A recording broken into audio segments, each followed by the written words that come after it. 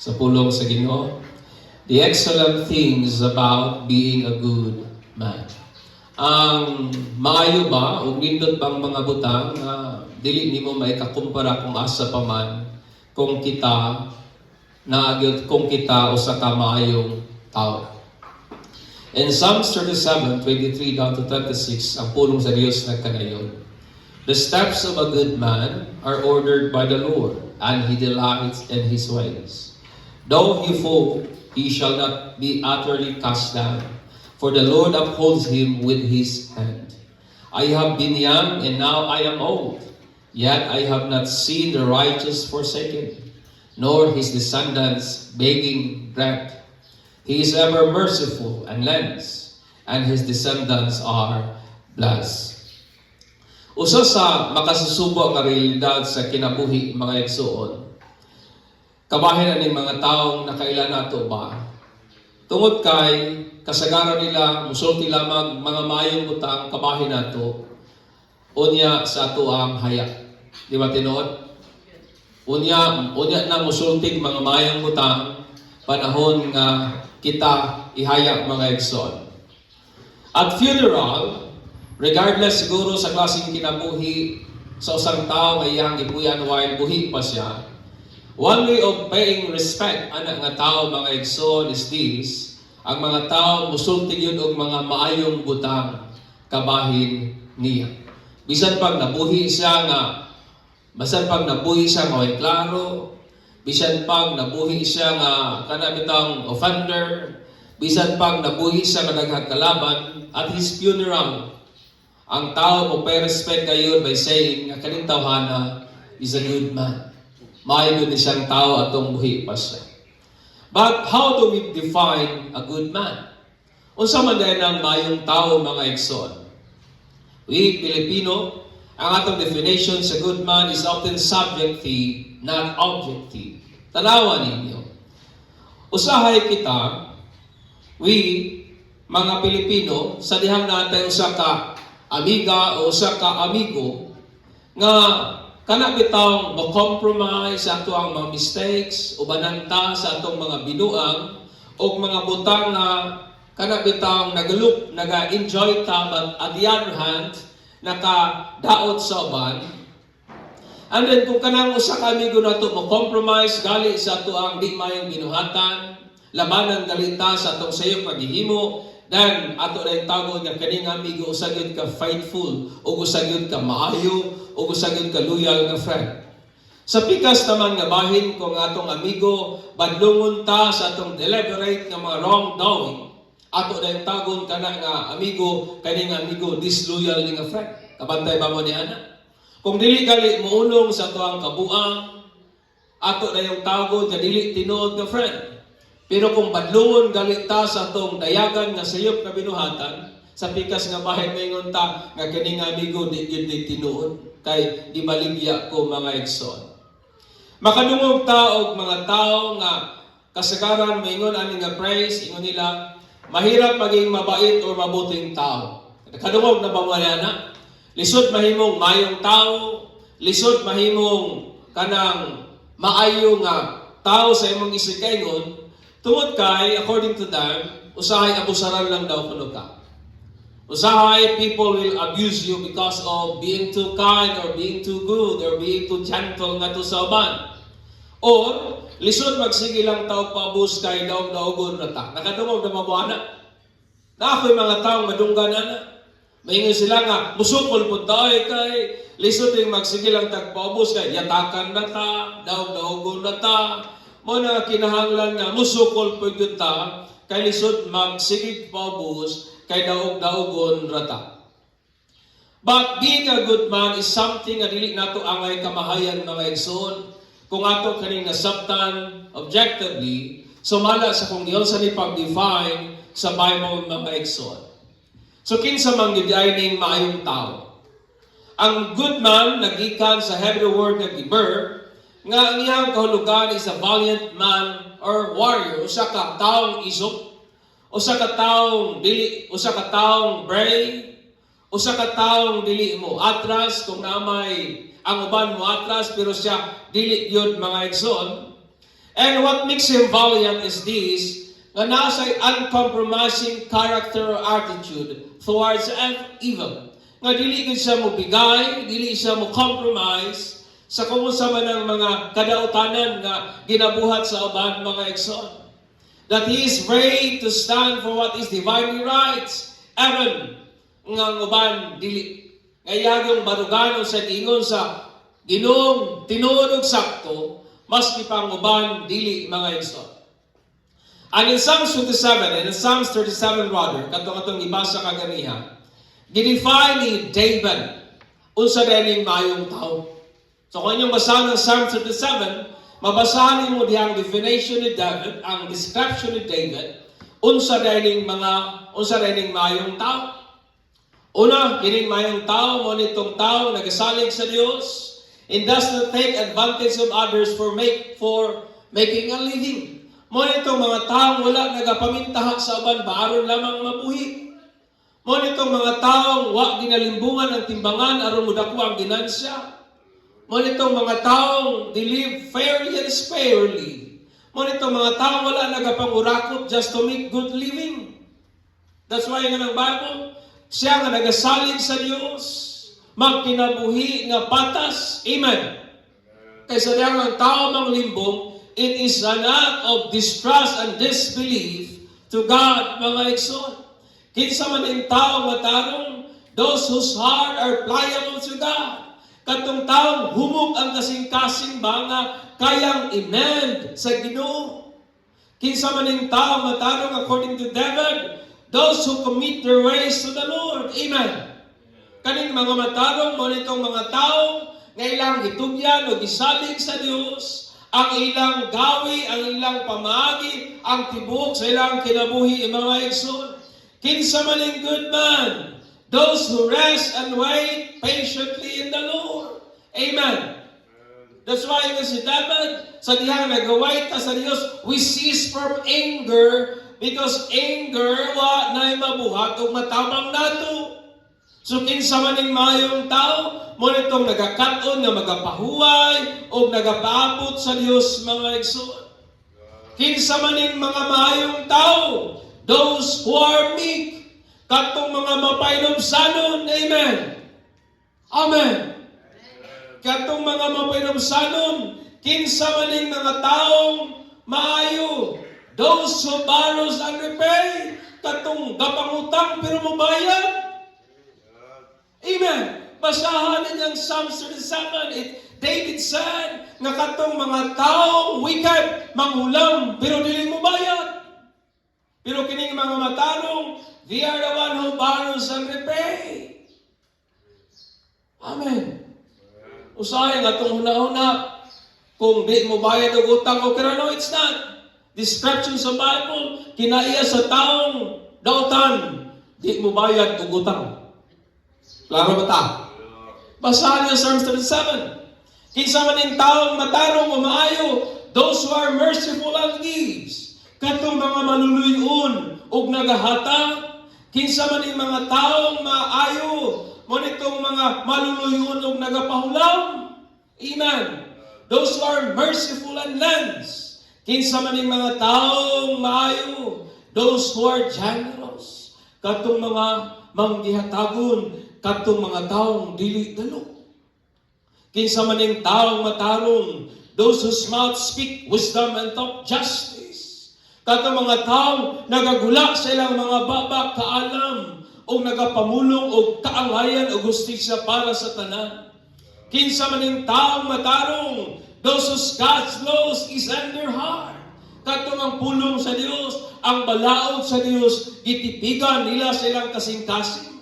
Kinsa man ang mga taong maayo, those whose future is peace. Mo nitong mga taong ang ilang kaugmaon, kalinaw. Mo nitong mga taong ang lakang gihanay sa Dios. Those whom ways the Lord delights. Ang ilang dalan gikalipay sa Dios. Those whom the Lord uphold with His hand, and those whom the Lord bless, and those whom descendants are blessed by the Lord. Mo ni ang mga taong matarong, mo ni ang mga taong maayo. Sumala sa description of David in Psalms 37, mga igsoon. O niyaning mga musunod ng mga excellent things about being a good man. Kaya usahay kaning kalibutan na ay false assumption. Pag mayroong kaugod man, paghilumon gali ka, maayo na gid kang tao. Kung sige lang kag katawa, maayo na gyud kang tao. Usay mo na description sa kalibutan. Pero daghang mga tao, sige katawa, pero green, pero yung nagagawas sa baba. Kabantay pa mo ni Ana? Sige pasiaw, pero ay lain pa maagi sa pagpasiaw, puro mga below the belt. Puro mga sarcastic na mga pagpasiaw. Amen. But what God said, ang mouth sa taong good man is nagagawas wisdom and justice. Amen. Yan yung mga musulod nga excellent things about being a good man. Una, ang ilahang mga steps ginahanay, ginaplastar giyud sa Dios. Usa sa greatest conundrum of our faith nga ginatubang sukat pa kaniadto. Kung may ka conundrum, it means usa ka difficult nga question. Lisod, usa ka pangutanang lisod tubagon. Is ang realidad o ang kamatuoran nganong ang mga ungodly, kini mga tao, mga irreligious, mga taong dautan, nagauswag man, o ang mga taong maayo, nagasuffer man. O sana sa conundrum of faith nga atong ginatubang. That's why in verse 1 sa Psalm 37, we are commanded not to be upset with evildoers. Kung inyong basahon, ingon ni David, dili tangay magakasuko, magakalagot, or ma-agitate, aning mga nagahimo og dautan o dili tangay masinahon, niya to nagahimo og dili mao because ingon pa niya, though they increase in wealth, power, and live a lavish life. Nga sa pikas nga bahin, nagauswag sila, usay maibog kog lantaw ba nga na mga senador, gideliveran og mali-malitang kwarta, kay ko Lord, unta, sa amo po ba? Naotay mo deliver og mali-malitang kwarta sa simbahan para mahumani. Usay maibog ta ba kay sayon na gyud kay sa ilahang kwarta. Dali na gyud kay sa ilabat. David said, "Do not be envious." Ayaw kasina niya to mga taong nagabuhat og dautan. Tungod kay ingon pa niya, do naga-increase sila in wealth, nagauswag sila sa kwarta, sa gahom, do nagkinabuhi sila og hayahay, haruhay, hamugaway og mayong kinabuhi. Nga daw, layo ba sa kakulian nga ginatubang sa kadaghanan? But, ingon pa ni David, but their days are likened to a grass that soon will be cut down and withered like a green herb. Ingon ni David, apan ang ilang kinabuhi, ipakisama lamang sa usa ka sagbot nga putlon. Sa usa ka sagbot nga unya, malaya mga igsoon. Do how powerful and ruthless a wicked man is. Makakita tag mga tao nga magagyot naong no, maglagot daw sa ilang tao labi sa media, dayagan ang pagpamaka. Usay ang ilang statement dili consistent ba? Kaingon gyud ka nga mga bakakon magini mga tawhana ay naglagot ta ba? Do pahimulos sila sa ilang gahom. But remember my friend, their time is limited and soon they will be cut off among the living. Nga bisan pag-unsa sila kagamhanan, ingon pa ni David, bisan pag-unsa sila kadautan, pero ang ilahang panahon, limitado lamang kayo. Amen. And soon they will be cut off among the living without a covenant promise and future with the Lord. Mga matay sila, nga walay saad sa Diyos. Mga matay sila, nga way kaugmaon, uban sa Ginoo, mga igsoon. Sa bikas naman nga bahin ang mga maayong tao, or we say righteous or good man, gisaaran sila sa Ginoo that they will inherit the earth. Amen. That's why in the Bible, the meek will inherit the earth and will delight themselves in the abundance of peace. Gawas ilahang mapanunod ang kalibutan, magpapura sila unya puhon sa kadagaya sa kalinaw mga igsoon. Kini nga saad kinahanglan ato kining malantaw sa eschatological nga pagsabot aron nga ato ning masabtan properly. Ang earth to be inherited by the righteous and basking themselves in the abundance of peace, nga nagadala usab og prosperity, will soon, my friend, mahitabo during the millennial reign of Christ in the fulfillment of the everlasting covenant. Kanaon niya po mahitabo sa diyang si Jesus maghari sa kalibutan for 1,000 of years. O kanaon niya masinatiya nato sa diyang si Jesus. Iyan ang i-establish ang iyang physical kingdom sa bagong langit, sa bagong earth for the rest of eternity, mga igsoon. O mahitabo na dayon ang saad sa Ginoo nga ang Dios will be among His people and His people mahimo na niyang iyang mga katawhan. Amen. O iyan mahitabo ang saad sa Ginoo in Revelation 21:4 nga si Jesus iyang personally nga pagatrapuhan ang mga luha gikan sa atong mata o wala na'y unyay puhon kamatayon, wala na'y pagbangutan, wala na'y kagulanan, wala na'y paghilag, wala na'y kasakitan. Tungod kay ang mga karaang mga butang milabay naman. Amen. Ang word po nga order, ang basic meaning niya is mean to bring something into being with a consequence that its existence is certainty. But pasabot nga, kanang word nga gi-hanay o gi-establish or gi-order or gi-fix, it means nga, tabangan ta sa Ginoo aron nga tanan natong mga matang buhaton mulungtad lungtad sa way katapusan, my friend. O ang word nga steps literally means mga tikang. Kanang every end siya to ang tikang, that is the word steps.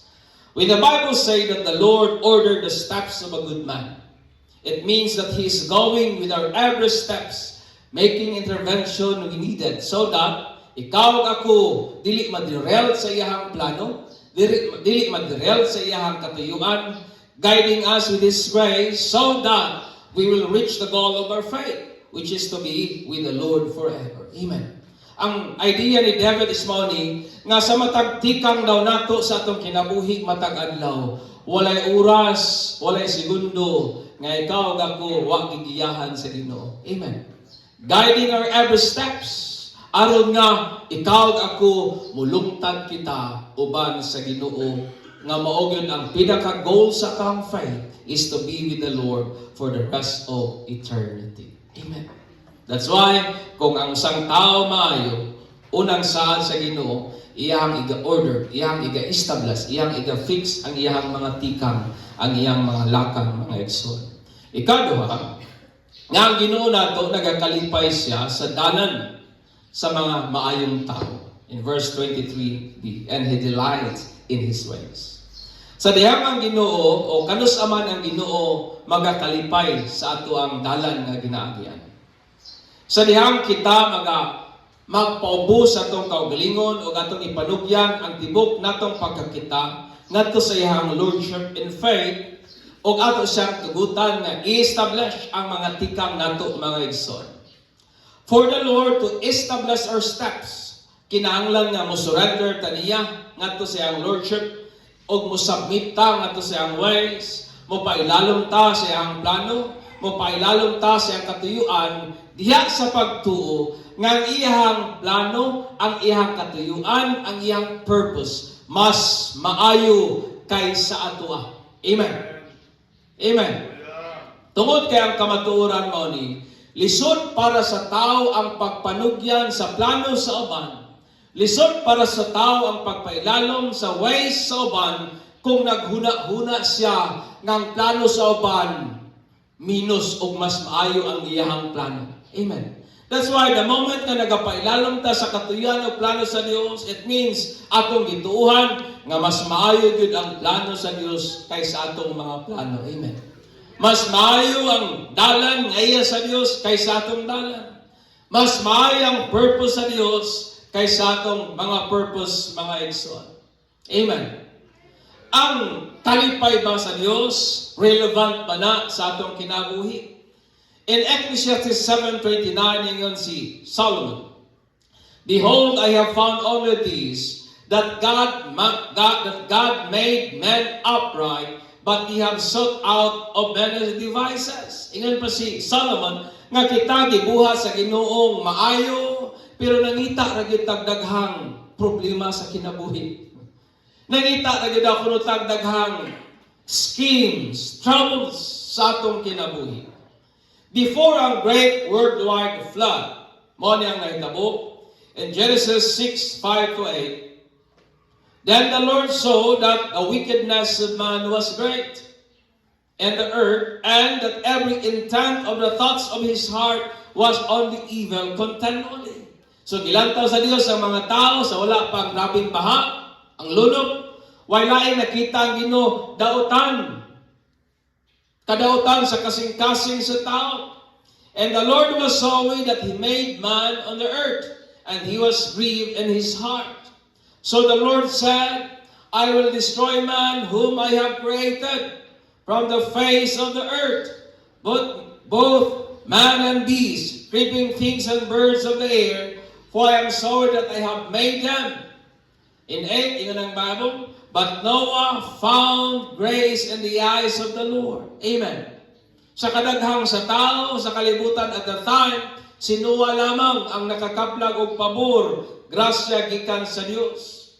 O ang reason nganong nakakaplag si Noah og favor in the eyes of God is because in Genesis 6:9 ingon ang Bible, Noah was a righteous man, blameless in his time. Noah walked with God. Amen. Nganong nakakaplag si Noah pabor tungod kay anang panahon siya lang ang matarong. Naglakas siyang putli at tubangan sa Diyos, and he walked with God. Ang akong pangutana mo, if God did not delight in Noah's life, kung ang Ginoo wala malipay sa kinabuhi ni Noah, nabay chances o nabay higayon nga si Noah o ang tibok family makalingkawa sa dakong lunod. Nabay chance nga si Noah o gayang entire family maka-ipsot, maka-escape sa great flood, mga igsoon. I believe what good chance. Amen.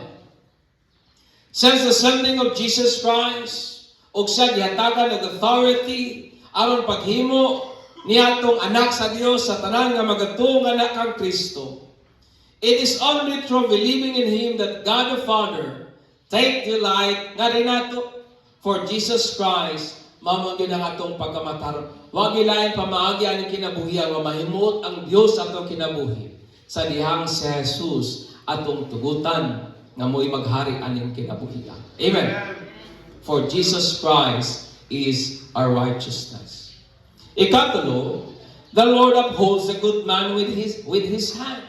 In verse 25, understand me, brethren, being a good man does not guarantee nga dili gyud ta ma-fall. Does not guarantee nga dili ta mahagpa. Does not guarantee nga dili ta mapandul. But it does guarantee nga kung mahagpa man ta, we will not utterly cast down. Kung sa Bisaya pa, madagma pero dili mamukmuk. Amen. Madagma pero dili malukapa. Madagma pero dili musalom sa yuta, mga igsoon. O ang reason behind aning confidence, ingon pa ni David, is because the Lord upholds the good man in His hand. Understand me, brethren. Tong panahon ba nga kining akong duhang anak lalaki nagakaton pa og lakaw. So ingon nga ginikanan, kabalo gyud ko sa kapasidad sa ilahang puso. O while nga nagakaton og lakaw, wala nako sila ginatugutan nga sila'y mugunit nako. Tungod kay kabalo ko nga kung sila'y mugunit nako, pila ray kusog sa bata, pwede nga ilaha kong mabuyan og matumba sila, mga igsoon. So sa akong gibuhat, ako mismo mo'y nagagunit sa ilahang mga tamo. Tungod kay kumpiyansa ko nga dili gyud sila madagma, dili sila malukapa kung ako mo'y mugunit sa ilahang mga kamot. Kabantay pa mo ni anak? Amen. Ang the same na truth applied to us all. And understand me, brethren, daghang panahon sa ato ang kinabuhi nga nagatubang tao mga great challenges. Pero kinahanglan nga mumove kita in faith. Kinahanglan nga mutikang kita diha sa pagtuo. O ang pinaka-reason nga nung hangtod karon nakbarog paghihapon kita, it is because ang Dios mo gyud nagagunit nato mga igsoon through His grace. Tungod kay ang tinuod kung kita bitaw ang gagunit sa Ginoo, dugay ratang nangalukapa oy. Amen. Ang tinuod kita mo ginagunitan sa Ginoo. Usahay ang atong una-una kita nagagunit sa Dios, no. But David said, it is the Lord who upholds the righteous. Amen. Ang Ginoo mo'y nagagunit sa taong matarong. Mao na nga mahibong ka, may mga panahon nga mas dagma ta, may mga panahon nga masikya ta, pero mahibong ta hangtod karon nakabarog man gihapon ta. Tungod ka nga kay ang Ginoo mo'y nagunit nato mga igsoon.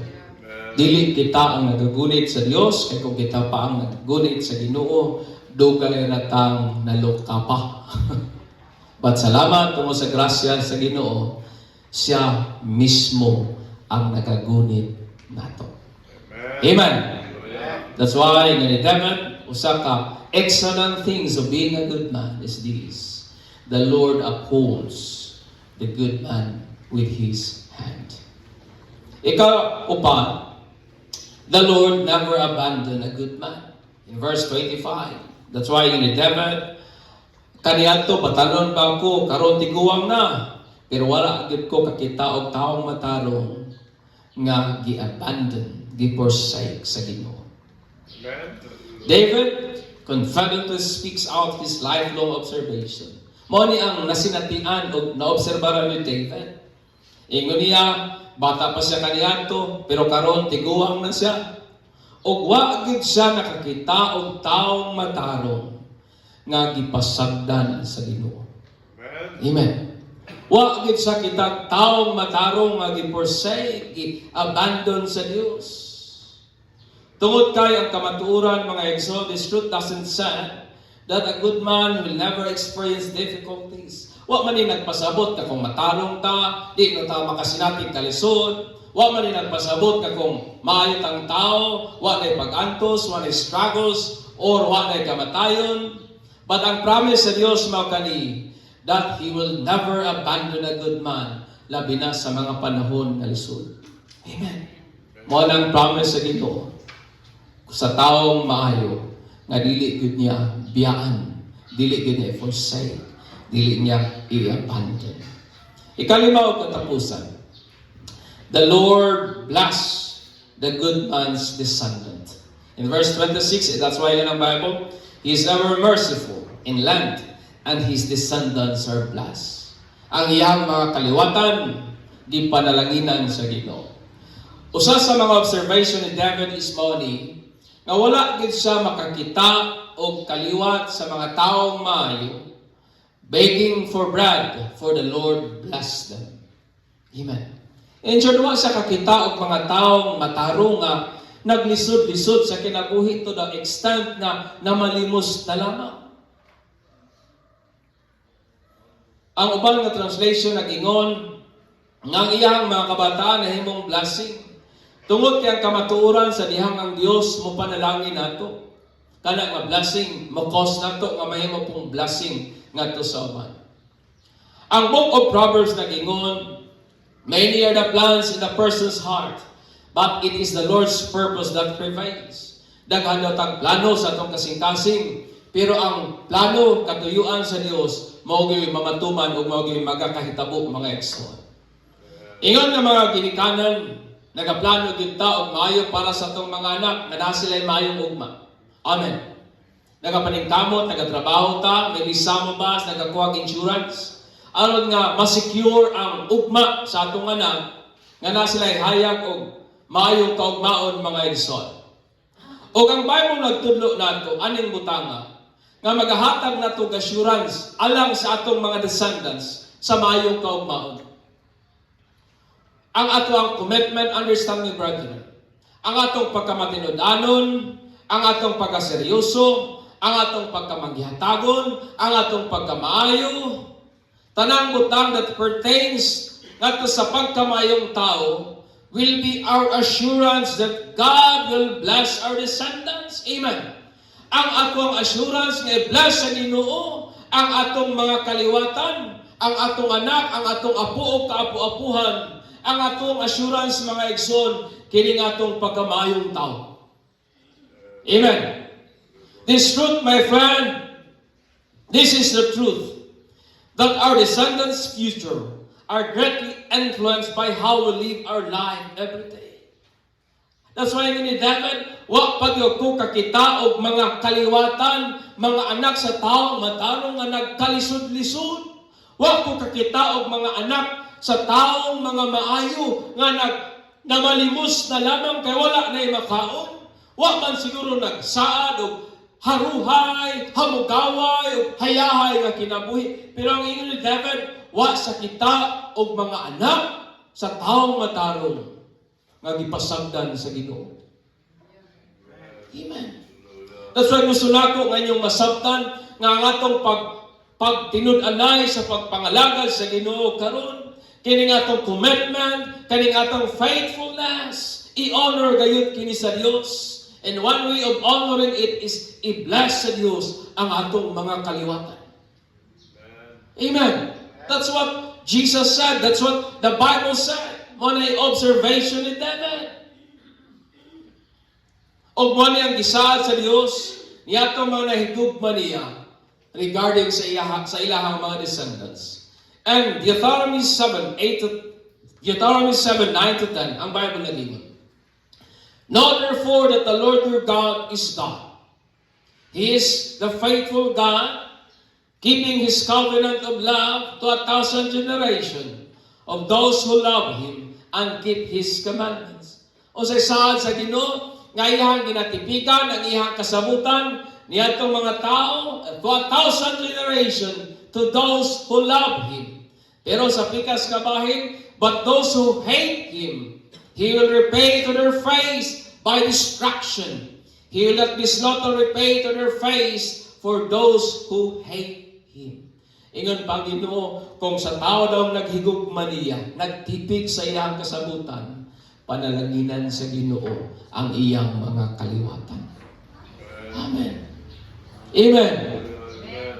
As a personal testimony, daghang kong makita ang mga pastor sa una nga wag yun milunga sa ilang pagpangalagad sa Ginoo. Do daghang mga challenges, but they remain faithful. Kabalo ba mo sa ako na obserbaran karon ang ilang mga anak di pang plastar gyud sa Ginoo.